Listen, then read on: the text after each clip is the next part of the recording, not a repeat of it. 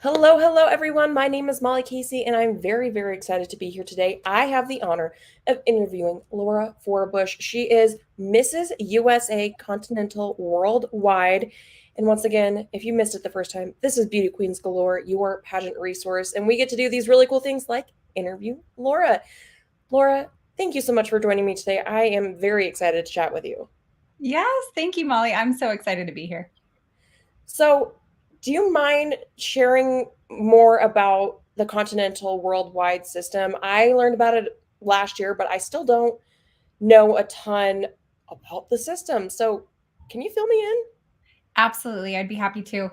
So, the Continental Worldwide Pageant System is really unique because it is both a national and international pageant all in one. It's hosted here in Salt Lake City, Utah. And our director is absolutely amazing. So, if you haven't had the chance to meet Lorraine, she is wonderful. And I would 1000% recommend reaching out and learning more directly from Lorraine. Honestly, the system has been nothing but wonderful and kind to me in particular and to all of our contestants. It's so welcoming, and it's been really, really awesome to be a part of. So, how did you find out about the Continental Worldwide system? So I actually had a Sash sister from a different system that I was in a couple of years ago. She competed and was preparing to compete. And I was like, hey, what is this? I love to learn, grow, and really put myself in uncomfortable positions where I can learn more. And she gave me a little bit of information about it. And I just kind of hopped right into it. And took off from there. So, the first year that you competed in the Continental Worldwide system, you won the national title. Is that what I'm understanding? Yes, you nailed it. I know. I feel the same way. So, you say that you competed in other systems. How long have you been competing in pageantry? I'm still fairly new, a rookie by some standards, but it's been about 3 years that I've started, I've been competing in pageantry. So I still have a lot to learn, but it has been so fun, so exciting, and also really, really challenging, which I love. That is extremely true. So, what have you found to be the most challenging part of, or parts of pageantry so far? Pageantry is difficult for a variety of reasons, but one I think is just balancing everything. I'm a mom, I am a small business owner, I'm a full time corporate professional.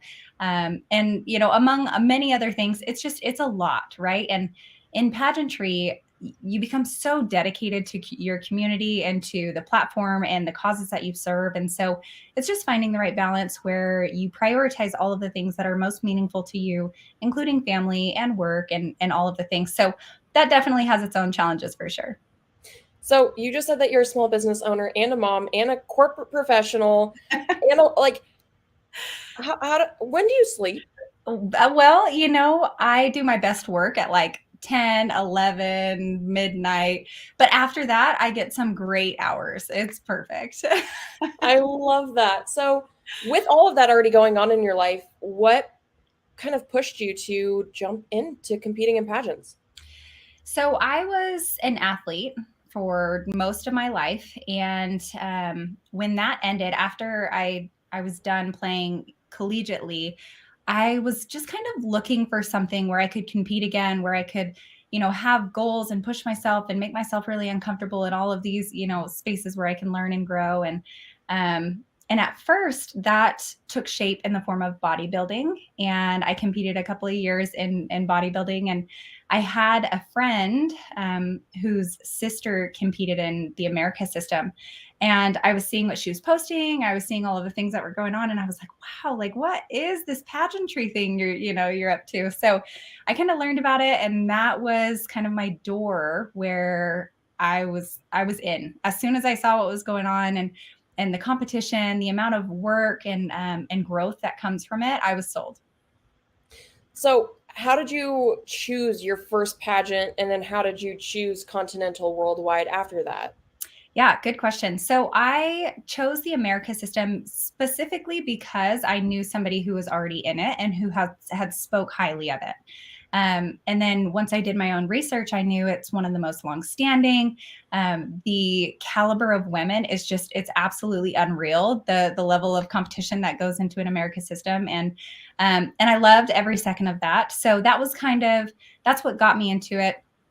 And then from there, I had placed top 10, top 5 the years that I competed in the America system, but I never finished, top 3, or, I was never the winner. And so I took that as an opportunity to reflect and say, okay, I'm missing something. I need to do a little bit more growing. I need to, polish up here, do this, do that. And so I looked around for systems that would allow me to do that, and help me bolster I guess, my resume, if you will. And Continental Worldwide definitely fit the bill, because I think one of the best pieces about it is that it is a national and international pageant. So you have women coming from all over the United States and even outside of it. And there is nothing like a good competition than having women from all walks of life, from all over the country, really come together. And they've all been so, so wonderful. So it was just, I mean, it was perfect. So how did you even come across it? Because as I mentioned, it's new to me. I know that for Kennedy, who is the owner of Beauty Queens, she also kind of said the same thing. So how did you find out about Continental Worldwide?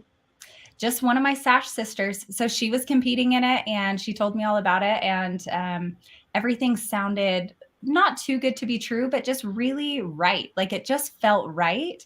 And all of the pieces kind of came together just quite beautifully. And my experiences that I had communicating with the director, she was very upfront. She was very honest. She was very open. And I think there's nothing quite like full transparency, when you're dealing with the pageant system. And so I truly loved that about it and just kind of dove right in. So tell me a little bit about the actual competition itself. If I'm not wrong, you have 5 different areas of competition? Yeah, so we've got, okay, there's several things that I love about the areas of competition, but I'll get into that. But we have a formal gown, we have interview, we have runway fashion, and then we have fitness wear instead of a swimsuit, which is wonderful for us misses who, maybe we're still in our prime, maybe we're not. Um, but so I think that's it. I think I got them all. If I'm missing one, let me know. I've got personal interview, fitness, runway fashion, evening gown, and on-stage question. Ah, yes. So for the finalists, we do have on stage question, and you can rack up a couple extra points there. So yeah, those are. So only the finalists end up being a part of the on-stage question competition. Yes, and I want to say, I don't know if it's top 10 or top 5. It was all a blur because I was in it and I couldn't even believe I was, in the finals. And so I don't remember if it was top 10 or top 5, but those finalists do get the onstage question and it's picked right from a bowl and you have no idea and you just go for it. That sounds like a lot of fun. It is. It's awesome. So the competition itself is held in Salt Lake City, and you are also from Utah. You represented Utah in the competition. Did you get to just drive down the street every day from your own bed to competition? Like, how did that work? No, you know what? I wish I did. I probably would have gotten better sleep. But I actually took on the title of Mrs. Midwest, which is a long but also short story. So I'll touch on that. But it was close to home, which was one of the things that it was one of those pieces that I just felt was just right. And I had just gotten out of the America system. I think I had competed in March, I want to say, of that year. And then I was like, you know what? I'm going to take a year to just work on me and to just get some things right and really just practice what I can. And then this opportunity had come up and I was like, wow, like this, if there is any learning experience, like, actually face to face being there with judges or being on stage, this is it. So I definitely took up the opportunity to practice my skills that way. And so, what prompted you to choose Miss Midwest over Utah? Yes. Okay. So we already had a state title holder, and I believe, had a regional title holder for I want to say like the Wasatch or we had a couple of different regional titles, but the Midwest title it became available whenever I was reaching out. And there was a title holder before, but I think she fell through. There was something that came up with work or personal life. And so it became available. But what was really special, and again, one of those pieces that just felt right, is I went to college out in the Midwest, and that's where I met my husband. So I'm married to my college sweetheart. And so the Midwest holds a very near and dear, spot in my heart. And so again, it just felt right. And I jumped into it. That's pretty amazing. Yeah. So, how long did you have between that March pageant and your first continent? Like, how long did you have? It was not long. And I think that was one of the things that really got me excited about it, because I was looking to learn and I was looking to grow. And so I took the opportunity to just try it. And I knew, like, going into it, I was like, I just want to learn. Like, I want to learn more about myself. I want to learn more about this whole pageantry process, and what better way to do that than to try a new system. I had been in the Americas system for 2 years prior to that. And that's all I had known. And so, I just felt it on my heart to try something new and make myself as uncomfortable as possible. What do you think you learned most from, the 4 or 5 days that you were competing for your title? That's a good question. Honestly, I think to just be able to roll with it. I think being in a new pageant system, it's one of those things where everything's new, but it's not new for just you. It's new for everybody there. And so just rolling with it. And if your shoe breaks, if your makeup's not styling right, my hair extensions, which they didn't clip in just right, so it was like things were just not perfect, but you roll with it and you make the best of it. And it turns out beautifully, and it turns out just how it should, regardless of what your hopes or expectations are of it. There's those pieces will fall into place if they're meant to. So That is very true.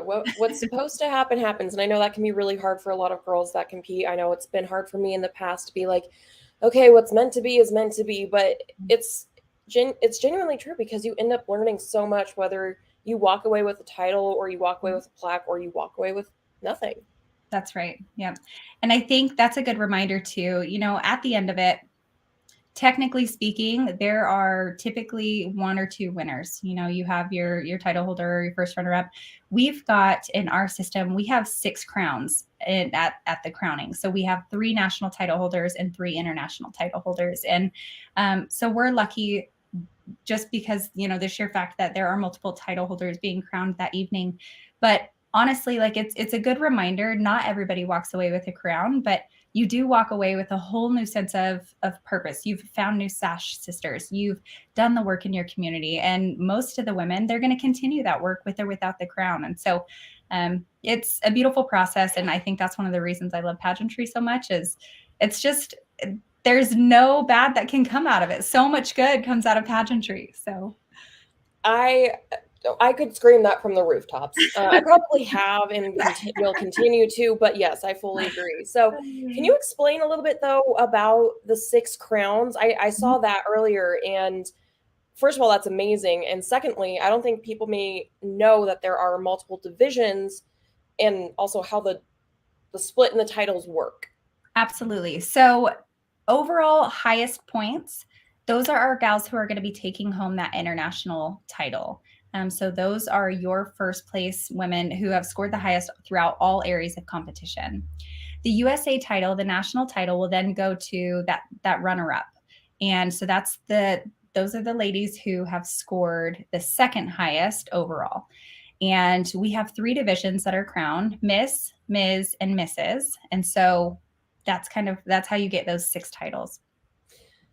I was really excited to see that the ages of the divisions. I know that sounds really funny, but there are so many individuals who compete in pageantry and they think, "Oh, once I'm 25, I'm out of luck." And I was one of those, and I've slowly discovered that that's not true, and I'm thrilled. And Yes. when I was reading about the age divisions for Continental Worldwide, I was like, ugh. I wasn't, snooping or really excited or anything.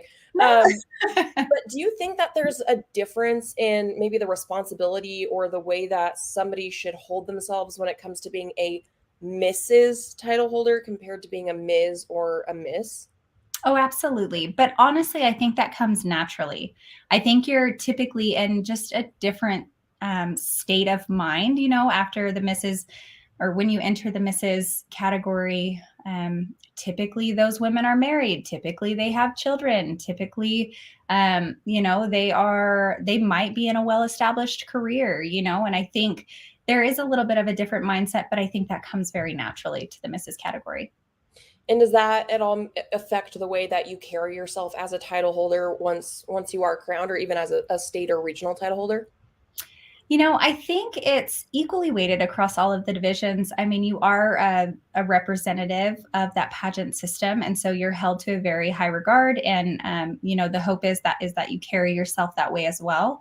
But honestly, I think in the Mrs. category, there is this desire to I guess this is true for me. I don't know how the rest of the misses feel this way, but there's a desire to maintain that balance that we were talking about originally of, as a Mrs. title holder, you've got to have the right balance with family. You've got to have the right balance with work, and you've got to have the right balance with pageantry. And so I know that's the first and foremost thing on my mind when I'm thinking through, okay, what does it mean to be a Mrs. title holder? So. And then when it comes to, the fact that there are so many different ages that are represented within the pageant itself, do you think that you need to dress your age, or that you have to dress in a style that represents maybe where you're at in life, or do you just choose to dress the way you want to dress? That is a good question. I think for the younger gals, I just got back from judging a national pageant, and for the younger gals, I think they've got to dress appropriately for their age. I think misses, on the other hand, I don't know that there is one particular way that you should be dressing in a Mrs. category. I honestly believe you should be wearing whatever you feel most empowered in, most confident. And if that is a two-piece fitness outfit, if that is a gown with a high slit, like whatever that means to you, I think you should wear whatever you feel most comfortable in, not what you feel like will make you fit in a certain category. And in terms of like advice that you might have for somebody that maybe isn't super comfortable in their body, I know that if fitness wear is not swimwear, which is Mhm. great, Yeah. or even just evening gown or being on stage, what would you tell somebody that's maybe struggling with their self-confidence or just their body confidence before going on stage, or if that's holding them back from competing? Well, I think one of the most beautiful things about pageantry is that you've got to find what makes you feel beautiful and powerful and empowered. Um, and I think that comes along with clothing. I think if you are somebody who's thinking like, I don't know that I can get up on that stage and just rock it in X, Y, and Z, well, then don't. If you need a shorter heel, if you need, if you want shoulder or if you want to cover your shoulders, like find you a gown that really speaks to you, that speaks to your body type. Because even as a pageant judge, I can honestly say, like, if you get up there and you absolutely rock it and I can tell you feel confident, that speaks volumes. Like, you don't have to be in a beautiful diamond gown that's strapless and all of these things that might make you feel uncomfortable otherwise. Girl, just get up there and rock it in whatever you feel most confident and comfortable in, and it's going to show. I promise you. And on that same kind of vein of advice, what's the best advice you've gotten for pageantry thus far? Ooh, I think like keeping your blinders on. And I've heard this from a couple of different women, but honestly, this kind of speaks to the athlete, going back to my athlete years, is keeping your blinders on. Don't worry about the competition. You show up every day as your most authentic self, and whatever is supposed to happen will happen. And, quit worrying about what everybody else is doing or what everybody else is wearing, or, what they what appearances they might be making. Just stay true to yourself, and if you have a plan to be the best title holder that you can be, and that crown will find you, I'm sure of it. And in terms of having a plan, I don't know if I think most women realize, or even girls, that, you kind of have to walk into a pageant knowing what you want to do as a title holder. Right. But what was the journey like for you to figure that out? So I have been volunteering since about second or third grade, and service just comes very naturally. It's a part of who I am. And so honestly, when I am preparing for pageantry, I am really just continuing to do what I love, which really works out because I think pageantry and having a purpose in pageantry or having a platform in pageantry is very helpful to creating a successful year of service. So honestly, it was just finding the opportunities where I could maximize my impact and make sure that I'm helping the community in a way that is most valuable to the kiddos who need it, as well as maximizing my time as a mother and entrepreneur and business, business professional. And so it's about finding the right things where you can make the biggest impact in the areas that need it most. And just so everyone knows, she's not kidding at all when she says that she's been volunteering since second or third grade. You just received the Bronze President's Volunteer Service Award. Yes, yes. Congrats. Thank you. You're gonna make me blush. I mean, that's half the point of this. But Oh, thank you. and you mentioned the kiddos that you volunteer with. You are a special needs advocate and you work with a lot of groups that are special needs based. Can you tell me a little bit about the programs that you volunteer with? Yeah, absolutely. So most of the work that I do is with Special Olympics, Make-A-Wish, as well as PALS, really in the areas of the IDD community, those kiddos with an intellectual or developmental disability. That's where I like to spend most of my time.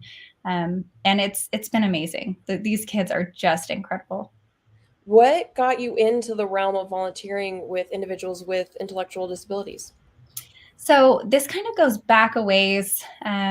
My I lived in a multi-generational home. My grandmother lived with us and she was paralyzed by a stroke. And so she had physical disabilities. She was actually unable to speak as well. So she had a disability and wasn't able to speak there. And so I learned how to care for those with disabilities at a very young age. And after I guess I was in, I want to say kindergarten, first grade, I found opportunities to volunteer. And when you're volunteering in a space, like you kind of get a feel for, okay, this is, I don't want to say my calling, but this is what feels right. This is where I want to be. And so I started at a very young age spending my lunches with our special education classes in school. And I did that all throughout, middle school and high school. And it's where I feel like I belong. I love that. And I actually hadn't heard of the PALS program before. Can you tell me a little bit about that? Yes. So PALS is amazing and everybody should go check them out. But it is essentially an inclusive summer camp experience. They have other experience as well, but they put them on throughout the US. And it is an opportunity for individuals with and with Down syndrome, with and without Down syndrome, to come together and experience a summer camp like never before. So they also have a virtual option. So I did the virtual option last year, and I was supposed to be headed out to LA next month, but a couple of work things came up, and so I'm no longer able to attend. But honestly, if you have not checked out PALS, you are missing out. You've got to get acquainted with them. I'm going to do all the research on it Yes. afterwards. I have volunteered with the Global Down Syndrome Foundation Oh, since excellent. 2010. So that's right up my alley. So Yes. that's really amazing. And you've also spent a lot of time with Make-A-Wish. Mhm. What got you into Make-A-Wish? So Make-A-Wish is unique. I actually have volunteered with them in a corporate capacity as well as in my personal life. But I used to help with my company um, plan proclamation parties. And the proclamation parties are essentially where the wish child and the family finds out that their wish is going to be granted, which is the most magical moment. And we did that. I was there for probably about 3 years where we were doing that. But once that opportunity had passed, I took it, well, I guess it was during COVID, and I had jumped into being a wish granter. And so now I grant wishes for kiddos with a critical or terminal illness, and I do that with Make-A-Wish. What wishes have you granted? Like, what are some of the things that you've been able to do so far? They're so amazing. My wish kiddos are awesome. We've granted a wish for a camper so that our wish kiddo could go fishing and camping with his dad, which is one of his favorite things to do. We've granted a couple of Disney World wishes. We've granted, let's see, a we had a wish to meet. Oh, this one's ongoing. I don't know if I can say this, but we have a wish to meet a celebrity who lives in Florida, which will be really, really cool. So they're all very different. And it honestly is so amazing because during and throughout the wish process, you learn so much about this wish kiddo and the wish family. And it's magical to be a part of. And I'm so lucky to have the opportunity to play such a small role in helping grant wishes. That's incredible. And now I'm just gonna like be following your page to be like, okay, what was Yes. the celebrity? Yes. Nosy over here. And so I kind of think I might have a little bit of an answer for this, but in terms of not only your title, but your time in your service overall, what do you want your legacy to be? Whew. I honestly, I think is a legacy of kindness an answer to that? Honestly, like I truly just want people to understand that it costs nothing to be kind and it is worth it to be kind. It's something I try to teach my children every day. And, they're 8 and 5. So they take what mom says with a grain of salt. But it's honestly just being kind to one another. And honestly, kindness will open up doors that, you thought would never be opened. I think it also, um, it goes so far and it makes such a difference. And if I could be remembered for anything, it's just the ability to be kind and caring about others.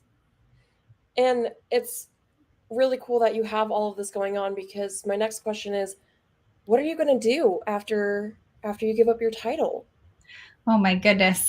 I think lucky enough, so our national title holders and all of the Miss and the Ms. who are going to be joining us as the USA title holders, we will all be there on stage competing for the international title in August. So that is coming up. And after that, honestly, I will continue to put myself in positions where I'm uncomfortable and where I can grow. And I think that's kind of where my heart feels the most fulfilled or the most happy is where I'm continuing to work on myself. And whether that's through pageantry or bodybuilding, I'll find it, whatever's speaking to my heart and takes the most time and energy, I'm sure I'll choose that one. So it's interesting that you say that you're going to be on stage competing for the international title. So this might sound like a very silly question, but can the women that are coming, say, from Canada or Japan or Australia, are they only vying for the international title? That's a great question. So there are two different ways to do it now. You can compete for a USA only title, or you can compete for the international title. Most of the women competing this year, to my understanding, are competing for the international title. But there is an option to only do the national title. So it's a really fun way to shake up the competition. And for some women who, don't want to take on the international title and what that might mean, for a year of service, the USA or the national title is definitely the way to go. And that is an opportunity that's available to them. So would you be able to, compete or complete your year as Mrs. USA Continental Worldwide and then in 3 years go back and say that you want to try for the international crown? I don't know that I would, but I think there is an opportunity for that. But as a title holder who wins that national title, you are invited back to come back the following year, and that is part of your prize package. Is that you are able to come compete for the international title, and which is a huge, wonderful perk. And so that's why you'll be seeing many of us girls on stage. I'm going to have so much fun following along with that. And the competition itself is in August, correct? It is. So the deadline, I believe, is July 5th. So Molly, you still have time if you're interested. Yep. So I think July 5th, I think is the cutoff. And then the pageant is, I think, the second week of August. So do you have everything you need to compete already? Or are you still like pulling things off of shelves? You know, it's probably naive of me, but it's one of those things where I feel like I have what I need. I could shop all day, and I'm sure I will window shop all day for this upcoming pageant. But honestly, we're looking for things that make us feel most comfortable, right? And things that we feel most confident in. And I'm sure there's something in my closet for different areas of competition that will definitely work. But as far as gown, I do have an option for gown. I feel like I'm ready. I do need to get some things tailored, but yeah, we're almost there. We're cutting it close, but we're almost there. Are you going to reuse anything that you used last year, or is it all new? So I think all of it's new, but new by my standards. Like I didn't wear it for competition last year, so it's not new to my closet, but I didn't wear it last year. I love that.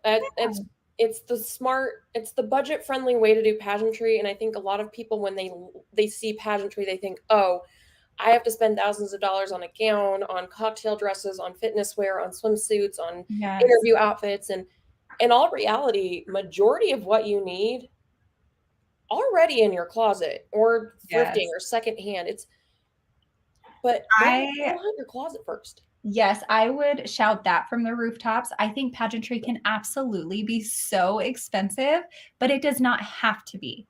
And so that is one of the things that I pride myself on is not necessarily just making do with what you have, but you have things in your closet that you're super comfortable in and you're confident in. And that's I think what opens you up to being your most authentic self on stage is finding those things that you love to wear. So If you had to choose your favorite area of competition, especially because of the outfits that you get to wear, what would it be? Ooh, that is a good question. I love interview, but I love talking to people. So that's probably my favorite area of competition. I think my second favorite would be most likely runway, and it's specifically because I've not ever done it before, so it's a whole new set of challenges. Last year was my first runway competition area of competition, and it was fun and exciting, and again, one of those things that I'm not comfortable doing, and I love those opportunities. What did you choose? Like, how do you choose? I've never competed in runway before, so to me, it's also how do Yes. you choose what to wear for runway? I was looking for something that fit my budget, which was not very much. And so I took off to Queenly and I was searching through and found a couple of things that I liked, but I looked for something that I know was in my color wheel, if you will, the colors that I like to wear. And I found an outfit that I truly ended up just loving, and it was $60 on Queenly. So I don't think it gets better than that. It really doesn't. Like that 10 out of 10 score on that. Love Yeah, it. yeah. So for we've talked about what it looks like to be a winner and what it takes to get there, but what does winning outside of the crown look like to you? I think, honestly, and I've said it before, but showing up as your most authentic self, that's how like you, with or without that crown, you stay true to who you are. I think that's the most valuable. And then I think being committed to a cause doesn't end if you don't take home that crown. And it doesn't end if you do take home the crown. Like it's just one of those things where you continue to serve your community, not because you have a crown and sash on, but because you want to and you want to make a difference and you want to be there for those kids. Um, and so I think success outside of that really looks like dedication to the purpose that is not only behind pageantry, but is hopefully your calling and what you love to do.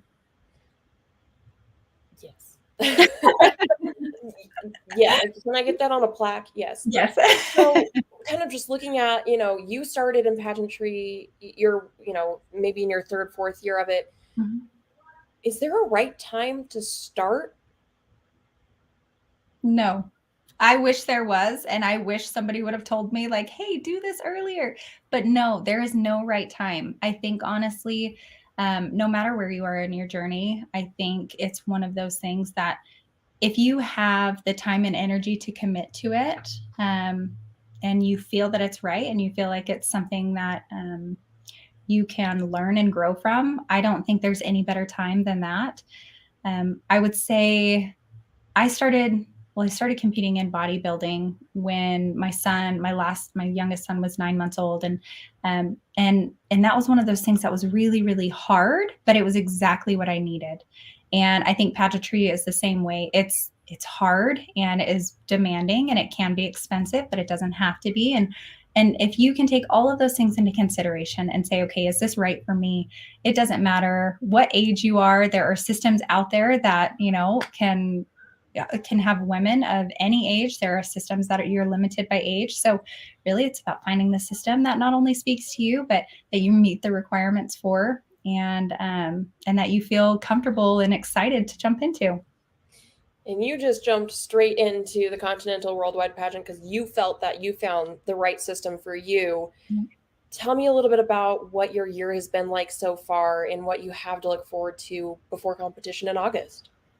Absolutely. So my year has been so much fun and I'm so lucky. Yeah, I've just had so many awesome opportunities to serve my community. And most recently, I just got back on Monday from an opportunity where I was a national judge for a pageant that is hosted down in Orlando. And that was amazing. And that, those doors are open because, you're a national title holder. And I think that was so much fun. But previous to that, I've had the opportunity to serve alongside those organizations like Special Olympics and Make a Wish. I've traveled to many different states to do that and to serve in other communities. And it's been unlike anything. And I'm so grateful for every moment, every ounce of the opportunities that I've had. And I'm excited because even though the competition is in August, like I said, service doesn't stop there. I'll continue serving, and I've got big goals. You had mentioned I took home the bronze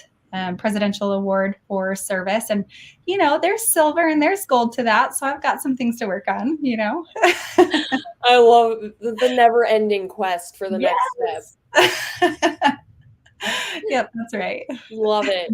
So, with the competition coming up in August and with it potentially being new to those that are going to see this video or that are currently watching, Yeah. why should somebody compete in your system? There are many reasons, but I think one reason that really stands out is our director wholeheartedly cares about the contestant experience. And I don't know that that's true for every system, but honestly, it's made a world of a difference. And she is literally, she's been so wonderful. She answers any questions that we need and she pays attention to the details, which makes pageant weekend amazing. And so, so it's amazing to be a part of. And honestly, it's the production itself is really well run. And so, for women who are traveling from all over the US, showing up to a production that is well run, I'm sure is like, it's a breath of fresh air. So that it's one of the many reasons, but honestly, the director, it makes a world of a difference. So I love that. I am so excited to see everything that occurs in August. I will be cheering you on wholeheartedly. And I did see all of your pictures from your judging experience in Orlando. It looked like a blast. it was unreal. So much fun. And that right there is why I love pageantry so much, is just the opportunities that come along with it, but the women that you meet and the sash sisters you gain, like it's amazing. It's unlike anything. Yeah. Yes. Again, there's so much that don't elbow yourself on a. Oh, Lordy B. All right. Well, I think that was the universe's way of saying, hey, you've grilled Laura enough now. Yes. I am so excited to watch you compete in August. I can't wait to jump into the system at some point myself. And thank you so much for taking the last 40 minutes to talk with me. You're just fabulous. Oh, well, thank you, Molly. And I've been watching all of your videos on your personal page too. And I've been trying to follow your journey, and it's amazing. You look beautiful at your last pageant. Congratulations. So well done. Of course. So And that just thank you goes so to much. show it's seriously like you don't even have to know each other in person, just following along with each other's journeys through pageantry. It really does create a sisterhood that a lot of people I don't think will ever understand the depth and meaning of. Absolutely. I 110% agree with that for sure. It's its own world and it's a fun world. You might get glitter everywhere, but it's That's okay. right. That's exactly right. You might make up. Thank you so much again. Thank you to everyone that tuned in. This will also be going up on all of our social pages so it can be watched over and over and over again and you can hear all the amazing tidbits from Lora. Thank you so much again, Lora. It was great to chat with you. For everyone that has time, please go and check out our website. We are the pageant resource. Lora, if you had one thing that you could have from us as the pageant resource, what would it be? Support. Just, I think that's one of the things that is so wonderful about social media and everything that you guys are doing on your page is just that well-rounded support from the pageant community is just amazing. There you have it. Have a wonderful evening, everyone. Again, I'm Molly Casey. This is Beauty Queens Galore. That is Lora Forbush, Mrs. USA Continental Worldwide, and we will see you next time. Thank you. Bye, y'all.